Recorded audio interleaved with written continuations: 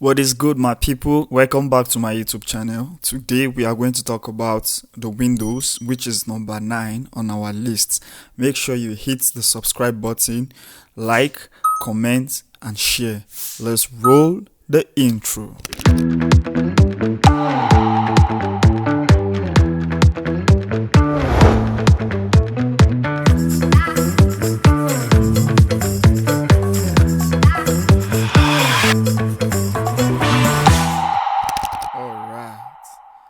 Welcome back to DaVinCi Resolve.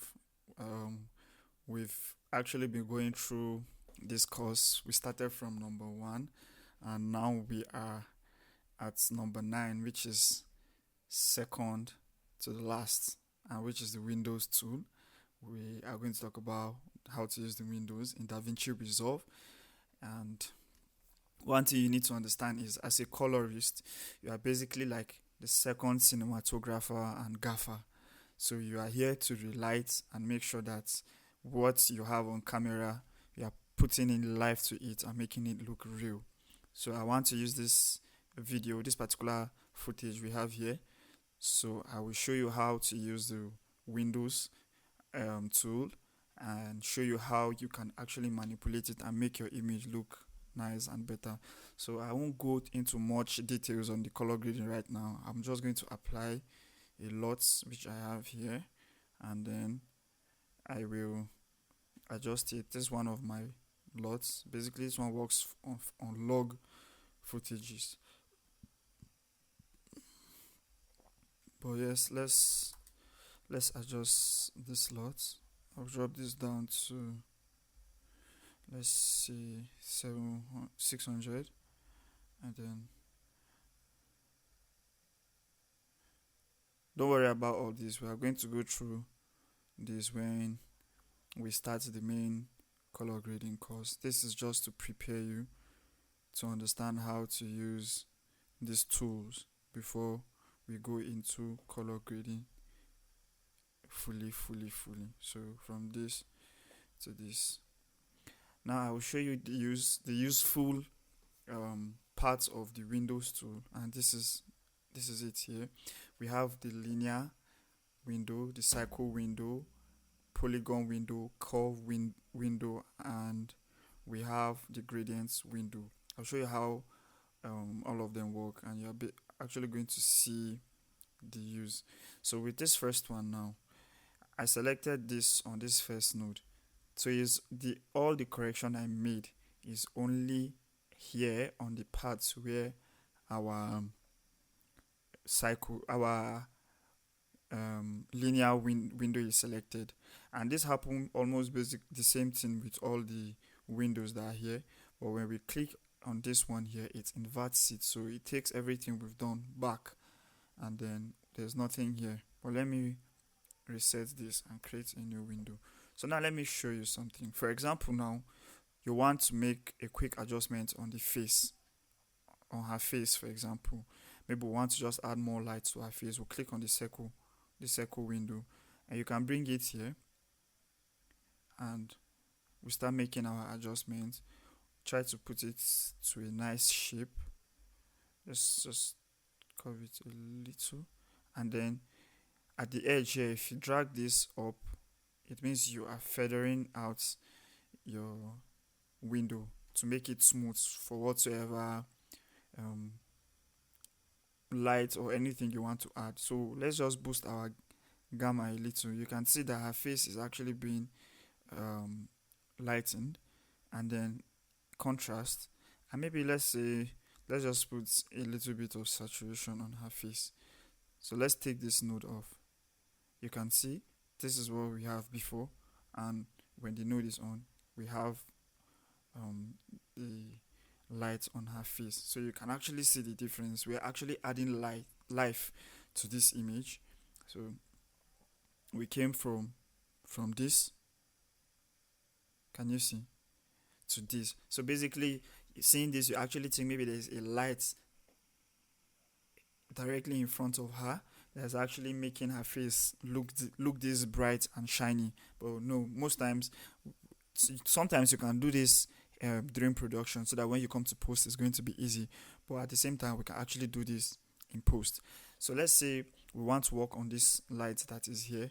We can actually create a new node, select another circle, and then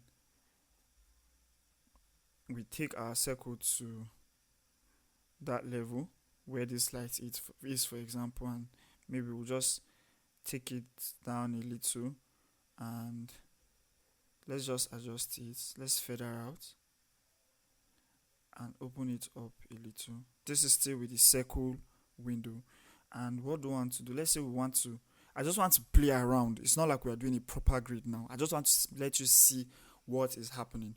So for example, let's say we just want to change the temperature of this light. So let's just take this down to this level. Let's add blue into the light, and then if we boost it up, you notice that the light is actually bright, more bright than it used to be before. You can see it from our waveform here, but we can actually decide to take it down also, and you can see it's dropping even from our waveform. Can you see? Let's reset it and let's use our gain. Can you see? This is what we are doing to that particular light. So I'm going to just play around with this so you see what we have. I'm not going to do much of the grading right now. I just want to see the difference of how we can use this light. So now next thing, we can create a new node and then back to our window. So we want to make it, wants everybody to know that basically the light is coming from this direction, not this direction. So what should we do? We can now use our linear window and we can adjust it. Let's just bring this down like this. No. Let's adjust the window to this level, like this, and then we feather out, not too much, and then let's take this to like the middle of her face, and let's make sure so let's go back to our gamma, and then let's take the gamma down a little. Let me leave it like this, and then take out the window selection. So let's take this off. Let's switch off the node. Now this is what we have before. You can actually see that there's also light in this particular direction, but now putting it on, we can actually see that there's more darkness here, and it's like the light source is coming from this direction, hitting her on her face. And okay, next here what we have is the polygon. So let me select the polygon. Now the polygon gives you a rectangle shape, just like how it's similar to the shape which the linear gives you, but this is one thing about the polygon. You can play with the shape. You can decide to redesign how you want your shape to look like you can redesign and play with your shape, just give it a different look on how you want it to go. So let's shift the polygon to this side, and let's say we just want to work on the window that's here, for example. Just like I said, you can use these tools to make selections and increase or decrease light, saturation, or anything. So now we've done this, we could come back to our gamma and decide to take our lights down or even boost our lights. Can you see? And then you can still feather this out by coming back here. You can feather from the inside, and you feather from the outside, and then you can resize, you can pan it to this level and bring it back. And these things here work for almost all of them. You can tilt it up or down. You can scale it. Can you see? You can scale it up and resize it, bring it back. You can rotate, and then you can reduce the opacity of the polygon. So let me reset this, and then the next here is our curves. Now the good thing about these curves is it lets you create the shape you want. So I can decide to say, yeah, I still want to work on the window. So I click from here, click down here, click here, and click here. I have my box shape, so I can just feather it, and then come back, add that brightness, reduce it, or take down the saturation completely and reduce the contrast, and then I'll be left with this. This is how it's going to look. Can you see? So you can do crazy things with this window tool. And then the last one here is let me reset this. The last one here is the gradients. It's just like the gradients in colors. It helps you fade out what you are doing to have a proper look. So if I should put this from here, any effect I add is going to be more at this top level before it gets to where the arrow is seated on. But if I bring it down like this, then the effect is going to be more up here and it starts to fade out from down here. So I basically use this linear effect most times when I'm dealing with sky and probably foreground. Maybe I want to reduce the saturation from the foreground or the light, and then maybe the sky, I want to add some blue to it, but there's no sky here. So let's just do this. We can still use this linear, for example, to do the effect we did the other time where we wanted the light source to come only from here. So now if I take this down, can you see that the light from this side is going down? So if I push it inside to this level, you can see how it is looking. So let me take this off completely. This is before, this is after.